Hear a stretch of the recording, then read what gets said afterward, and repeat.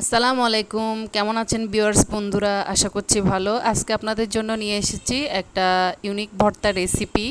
এই ভর্তাটা বাতের ব্যথা এবং উচ্চ রক্তচাপজনিত সমস্যায় খুবই কার্যকরী। আশা করছি সবাই বাসায় একবার ট্রাই করবেন। আর এরকম নিত্য নতুন ভিডিও আপডেট পেতে চাইলে আমার চ্যানেলটা সাবস্ক্রাইব করে রাখতে পারেন এবং পাশে থাকা বেল আইকনটি অন করে দিতে পারেন। আর যদি ভিডিওটা ভালো লাগে তাহলে লাইক, কমেন্ট এবং শেয়ার করবেন। তো কথা না বাড়িয়ে চলুন চলে যাই মূল রেসিপিতে। প্রথমে আমি একটা কড়াইতে 3টা শুকনো মরিচ নিয়ে সরিষার তেলে হালকা একটু রোস্ট করে নিচ্ছি। এ পর্যায়ে যে রসুনগুলো দিয়ে ভর্তা করব, রসুনের কোয়াগুলোকে ছাড়িয়ে আমি ওই তেলে দিয়ে দিচ্ছি এবং ঢাকনাটা দিয়ে দিচ্ছি। রসুনগুলো যখন একটু নরম হয়ে যাবে তখন হালকা একটা নেড়ে চেড়ে দিয়ে আমি সবগুলো রসুনের কোয়াকে তেল থেকে উঠিয়ে নিব।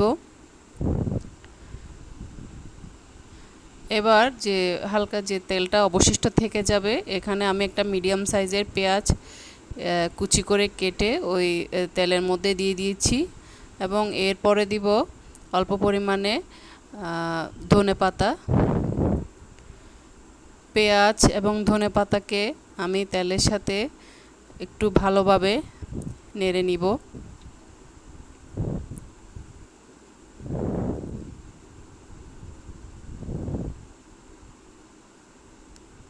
এবং একটু হালকা লবণও দিয়ে দিব এতে। খুব ভালোভাবে পেঁয়াজগুলোকে নেড়ে নিব এবং একটা ঢাকনা দিয়ে দিব যাতে খুব তাড়াতাড়ি পেঁয়াজগুলো তেলের সাথে নরম হয়ে যায়।